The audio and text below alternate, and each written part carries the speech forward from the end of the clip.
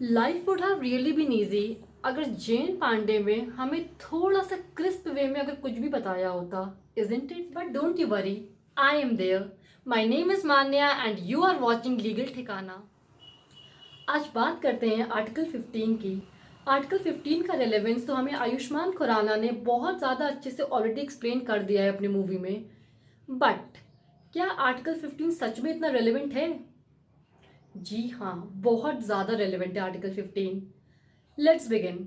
Article 15 clause 1 as per the bare act language simply ये बताता है कि state shall not discriminate against any citizen on the following 5 grounds: first race, second religion, third sex, fourth caste and fifth place of birth. मैंने याद करने के लिए एक शॉर्ट फॉर्म बनाया है RRCSP। RRCSP, race, religion, caste, sex, place of birth. अब my question to you is, article 15 में क्लियरली ये मेंशन है कि कास्ट के बेसिस पे स्टेट डिस्क्रिमिनेट नहीं करेगी। Okay, so my question to you is कि हमें फिर रिजर्वेशन किस आधार पे मिल रहा है जब आर्टिकल 15 में क्लियरली ये मेंशन कर दिया है कि कास्ट के बेसिस पे डिस्क्रिमिनेशन नहीं होगा, then why are we getting the reservation? The answer is, अगर आपने आर्टिकल 14 की वीडियो देखी होगी तो आर्टिकल 14 में क्लियरली ये बताया गया है कि क्लास लेजिस्लेशन तो अलाउड नहीं है, but reasonable classification based on intelligible differentia. मतलब intelligible reason, they should be a intelligent reason for making a classification, that is allowed. This is the reason. अभी हाल ही में न्यूज़ में बहुत ही ज़्यादा हॉट टॉपिक था क्रीमी लेयर। अब क्रीमी लेयर होता क्या है? एक्चुअली रिजर्वेशन का जो फाउंडेशन है वो आर्टिकल 15 से ही आया है। अभी क्रीमी लेयर क्या होता है? सपोज एक क्लास ऑफ सोसाइटी है, उसमें कुछ क्लास ऑफ पीपल पहले तो बहुत ज़्यादा बैकवर्ड थे, बट अब ऐसा नहीं है। पहले बैकवर्ड थे बट अब वो एडवांस हो चुके हैं। तो न्यूज़ में ये था कि अब वो जब रही ही नहीं है बैकवर्ड, तो उन्हें किस बात का हम रिजर्वेशन दें? अब जब उन्होंने क्रीमी लेयर फॉर्म कर ही ली है, उनके हाथ में मलाई आ गई है, तो फिर किस बात का रिजर्वेशन हम दें? न्यूज़ में यही था। I hope you have understood the concept of creamy layer. Creamy layer को अगर हम रिजर्वेशन नहीं देंगे तो इससे बेनिफिट ये है कि जो एक्चुअल में नीडी हैं उनको रिजर्वेशन मिलेगा। चलिए, ये तो पूरा आर्टिकल 15 का एक बैकग्राउंड हो गया, जनरल सी बातें हो गई कि क्या है आर्टिकल 15। ना moving towards the bare act. Bare act क्या कहता है आर्टिकल 15 में? आर्टिकल 15 क्लॉज 1 मैंने आपको बता दिया। Will move further. अब देखिए, आर्टिकल 15 क्लॉज 1 में तो साफ साफ बताया है कि इन 5 ग्राउंड में कोई भी डिस्क्रिमिनेशन स्टेट नहीं कर सकता है। बट एंड बट कोई भी फंडामेंटल राइट एब्सोल्यूट नहीं है। हर फंडामेंटल राइट में एक्सेप्शंस हैं। Article 15 also has exceptions. अब वो एक्सेप्शंस को हम एक पॉजिटिव डिस्क्रिमिनेशन कह लीजिए, प्रोटेक्टिव डिस्क्रिमिनेशन कह लीजिए, या फिर एक हेल्दी डिस्क्रिमिनेशन कह लीजिए, वो उस कैटेगरी में आता है। अब एक्सेप्शंस या फिर पॉजिटिव डिस्क्रिमिनेशन या फिर प्रोटेक्टिव डिस्क्रिमिनेशन, ये जो भारी भरकम वर्ड्स में यूज़ कर रही हूँ, ये कैसे हैं? Let's understand. बहुत सारे ऐसे लोग हैं जो हिस्टोरिकली डिसएडवांटेज थे। बहुत सारे ऐसे लोग हैं, तो अब स्टेट की ये रिस्पॉन्सिबिलिटी बनती है कि वो उनका अपलिफ्टमेंट करें। जनरल रूल तो है कि कोई भी डिस्क्रिमिनेशन उन 5 ग्राउंड्स में नहीं होगा, but as an exception this is permissible कि कोई भी ऐसा सेक्शन जो जिनकी पुरानी हिस्ट्री अगर हम देखें तो वो वाकई में बहुत ही ज़्यादा प्रताड़ित थे, बहुत ही ज़्यादा उन पे अत्याचार होता था, तो उनके अपलिफ्टमेंट के लिए स्टेट को आगे आना पड़ेगा। अब बात आती है कि ऐसे कौन से लोग हैं जिनको वाकई में प्रोटेक्टिव डिस्क्रिमिनेशन, मतलब कि जिनके लिए भेदभाव हमारे कॉन्स्टिट्यूशन ने अलाउ किया है। वो लोग हैं women, children, SC ST, socially and educationally backward classes. अगर आप हिस्टोरिकली देखें तो वाकई में ये एक डिसएडवांटेज सेक्शन रहे हैं। आर्टिकल 15 क्लॉज 1 स्टेट पर एक रोक लगाता है कि स्टेट नहीं डिस्क्रिमिनेट करेगी उन 5 ग्राउंड्स पर। ये स्टेट पे रोक है। तो अब एक केस आया था डीपी जोशी वर्सेस मध्य भारत का। इसमें क्या हुआ था, इंदौर में एक मेडिकल कॉलेज था। उस मेडिकल कॉलेज ने क्या किया कि जो बच्चे मध्य भारत से थे उनको रिजर्वेशन दिया, और जो मध्य भारत के बाहर से थे उनको ऐसा नहीं दिया रिजर्वेशन। तो ये बात गई कोर्ट में। कोर्ट ने ये बोला कि आर्टिकल 15 इसमें नहीं लगेगा। क्यों? क्योंकि कोर्ट ने बोला कि प्लेस ऑफ रेसिडेंस और प्लेस ऑफ बर्थ ये दोनों बातें डिफरेंट है, और अगर हम जोग्राफिकल लिमिट्स के अंदर अगर हम एजुकेशन प्रमोट कर रहे हैं तो it is a positive and a healthy step. अब जैसे आर्टिकल 15 क्लॉज 1 स्टेट पे रोक लगाता है, वैसे ही आर्टिकल 15 क्लॉज 2 सिटीजन्स पे रोक लगाती है कि कोई भी सिटीजन किसी दूसरे सिटीजन पे रेस्ट्रिक्शन नहीं लगाएगा। फॉर लाइक कोई भी सिटीजन ये रोक नहीं लगा सकता है कि दूसरा citizen, for example A B पर रोक नहीं लगा सकता है कि वो प्लेसेस ऑफ पब्लिक एंटरटेनमेंट में एंटर ना करे, वो शॉप्स में ना जाए, वो कुएं का पानी यूज ना करे, वो टैंक्स ना यूज करे, वो हॉस्पिटल ना जाए। कोई भी पब्लिक प्लेस पे एक्सेस कोई भी सिटीजन किसी और सिटीजन का नहीं रोक सकता है। अब जो हमने प्रोटेक्टिव डिस्क्रिमिनेशन पढ़ा था अभी, उसका कॉन्सेप्ट 15 क्लॉज 3 ऑनवर्ड्स शुरू हो रहा है। 15 क्लॉज 3 ये बताता है कि अगर स्टेट चाहे तो वुमेन एंड चिल्ड्रन के लिए स्पेशल प्रोविजंस बना सकती है, and that would not count under discrimination. Similarly article 15 clause 4 ये बताता है कि socially and educationally backward classes of citizen या फिर एससी और एसटी के अपलिफ्टमेंट और एडवांसमेंट के लिए स्टेट स्पेशल प्रोविजंस बना सकता है, because it is a protective, positive, healthy discrimination which is required। Case आया था state of UP versus Pradeep Tandon का। उसमें ये बोला गया था कि जो भी लोग रूरल एरिया से आ रहे हैं उनको रिजर्वेशन दिया जाए। तो कोर्ट ने ये बोला कि ये क्लासिफिकेशन कोई इंटेलिजिबल डिफरेंशिया या फिर एक रीजनेबल क्लासिफिकेशन नहीं है। जो इंसान रूरल एरिया से आ रहा है उसको हम किस आधार पर रिजर्वेशन दें? वो कोई क्लास नहीं कॉन्स्टिट्यूट कर रहा है, तो उनको ऐसा नहीं है कि रूरल एरिया से आ रहे हैं तो हम रिजर्वेशन प्रोवाइड। आइए आते हैं आर्टिकल 15 क्लॉज 5 पर।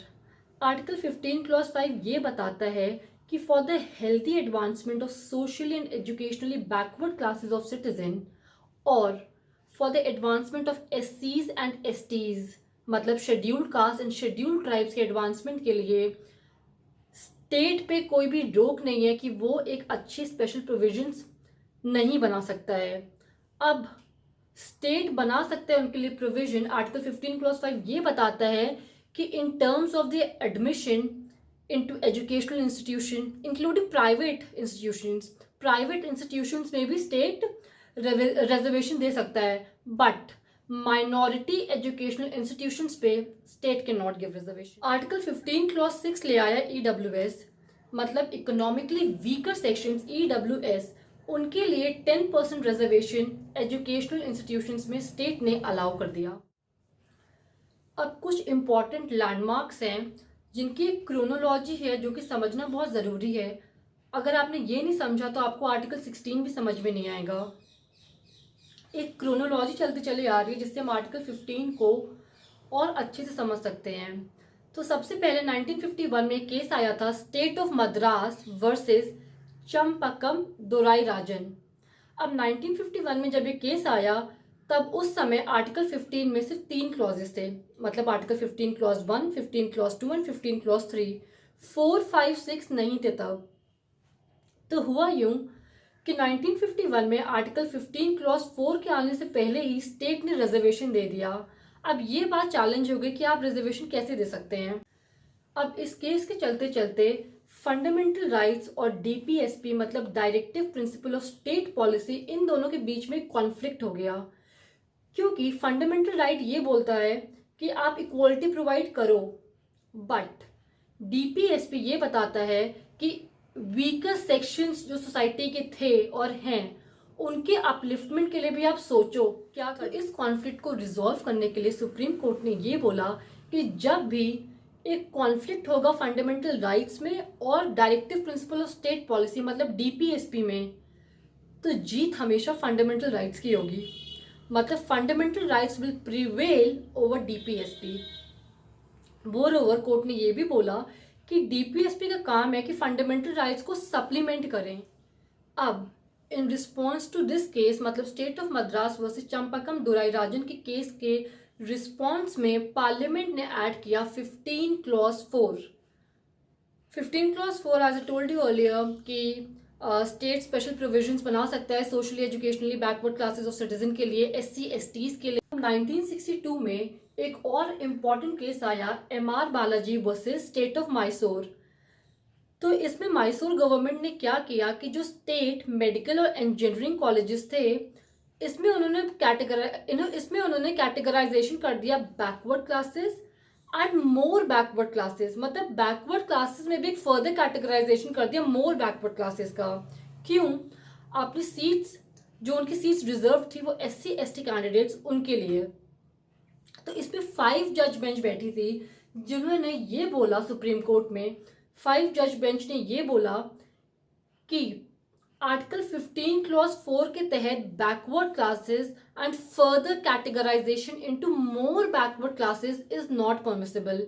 आप ये नहीं कर सकते हैं। जो बैकवर्डनेस है वो सोशल एजुकेशनल दोनों होनी चाहिए। प्लस कोर्ट ने ये भी बोला कि कास्ट एक फैक्टर है जो कि सोशल सुपीरियोरिटी बताता है, but caste can not be the sole dominating test for testing backwardness. इसी केस में कोर्ट ने रिजर्वेशन को 50% में कैप कर दिया, मतलब 50% से ज्यादा आप रिजर्वेशन नहीं दे सकते। Another very important case Indira Sawhney versus Union of India 1992 में आया था। इस केस ने एमआर बालाजी में जो कहा गया था कि रिजर्वेशन 50% से ज्यादा नहीं हो सकता है, इसको अपहेल्ड कर दिया। बट इंदिरा सोनी ने एमआर बालाजी केस को ओवररूल किया इस रिगार्ड में कि जो डिस्टिंक्शन था backward classes and more backward classes, उस रिगार्ड में इंदिरा सोनी ने एमआर बालाजी केस को ओवररूल कर दिया, ये बता के कि backward and further categorization into more backward classes is necessary. क्योंकि कोर्ट ने ये बोला कि मान लीजिए एक टाइम पे जो बैकवर्ड थे बट अब वो नहीं है, तो इससे क्या होगा, जो एक्चुअल में वाकई में मोर बैकवर्ड है उनकी सीट्स पे असर आएगा। फॉर एग्जाम्पल, मान लीजिए कोई ए पर्सन है, वो बहुत ज़्यादा बैकवर्ड था एक टाइम पे, बट आज के डेट में he is an IAS officer. तो आप बताइए क्या उसकी फर्दर जनरेशन्स को वही रिजर्वेशन मिलना सही है? तो कोर्ट ने बोला कि इन सारे सिनेरियोज को प्रिवेंट करने के लिए ये फर्दर कैटेगराइजेशन जो हम मोर बैकवर्ड क्लासेस में कर रहे हैं, ये बहुत ज़रूरी है। इसी केस में इंदिरा सोनी वाले केस में ही एक बहुत अच्छा कॉन्सेप्ट आया था, horizontal reservation and vertical reservation. अब वर्टिकल रिजर्वेशन क्या होता है? Vertical, as you understand, vertical and horizontal. अब वर्टिकल रिजर्वेशन में क्या होता है कि हर क्लास को सेपरेटली रखा जाएगा, जैसे कि ये जनरल की कैटेगरी हो गई, ये एससी हो गए, ये एसटी हो गए। This is vertical reservation that we are providing. अब हॉरिजॉन्टल क्या है? इसी में मान लीजिए कि टोटल 100 सीट्स हैं। अब इसी में मान लीजिए कि 100 में से मान लीजिए 12 एससी के लिए हैं, 17 एसटी के लिए हैं, रिमेनिंग जनरल के लिए हैं। तो अब अगर एससी की 12 सीट है तो 12 में से हम 4, उस 12 में से 4 हम वुमेन को दे रहे हैं। तो ये वर्टिकल रिजर्वेशन के अंदर जो हम रिजर्वेशन दे रहे हैं वो है horizontal reservation. Like vertical is general, SC, ST, horizontal. अब वर्टिकल रिजर्वेशन में एससी के अंडर हमने एक और रिजर्वेशन दे दिया, एसटी में हमने एक और उसके अंडर रिजर्वेशन दे दिया। For example, as I told you, SC में 12 सीट्स है तो 12 में से 4 हम वुमेन को देंगे। तो वर्टिकल के अंदर जो रिजर्वेशन हो रहा है that is horizontal reservation. I hope you have understood the concept. अब एक क्वेश्चन आता है कि स्टेट के पास कितनी पावर है over privately run educational institutions. एक केस आया था TMA pi foundation versus state of Karnataka 2003। इसमें यह बोला गया था कि स्टेट के पास कोई पावर नहीं है over privately run educational institutions पर। क्योंकि जो एडमिशन्स होंगे इन इंस्टीट्यूशंस पर वो कॉमन एडमिशन टेस्ट के बेसिस पर होंगे, जो या तो स्टेट कंडक्ट करवाएगा या तो institution, and that would be solely on the basis of merit. और पीए इनामदार वाला केस, मतलब PA Inamdar versus state of Maharashtra, इस केस में ये बोला गया कि स्टेट के पास नहीं है पावर कि वो प्राइवेटली रन एजुकेशनल इंस्टीट्यूशंस में रिजर्वेशन प्रोवाइड करवाएं। अब इन सारी कंफ्यूजन को सॉर्ट आउट करने के लिए आर्टिकल 15 में जोड़ा गया आर्टिकल 15 क्लॉज 5, जो कि हम पहले डिस्कस कर चुके हैं, बट फिर से मैं आपको रिकॉल करवा देती हूँ। आर्टिकल 15 क्लॉज 5 ये बताता है कि state SC ST socially educationally backward classes of citizen के अपलिफ्टमेंट के लिए प्रोविजंस बना सकती है, upliftment in regard to their admission in educational institutions including private educational institutions, but again not minority educational institutions. अब आर्टिकल 15 क्लॉज 5 की validity को challenge किया गया था Ashok Kumar Thakur versus Union of India में, इस ग्राउंड पे कि आर्टिकल 15 क्लॉज 5 पहली बात तो basic structure of the constitution को वायलेट कर रहा है, और दूसरी बात अगर हम माइनॉरिटी एजुकेशनल इंस्टीट्यूशंस को 15 क्लॉज 5 के परव्यू से बाहर रखते हैं तो इट इज वायलेटिंग आर्टिकल 14। अब ये जो पहला इश्यू है कि आर्टिकल 15 क्लॉज 5 बेसिक स्ट्रक्चर को वायलेट कर रहा है, इसका आंसर कोर्ट ने नेगेटिव में दिया as far as it is concerned to the state maintained educational institutions, and court left it open for the privately run unaided educational institutions कि वो क्या करना चाहते हैं।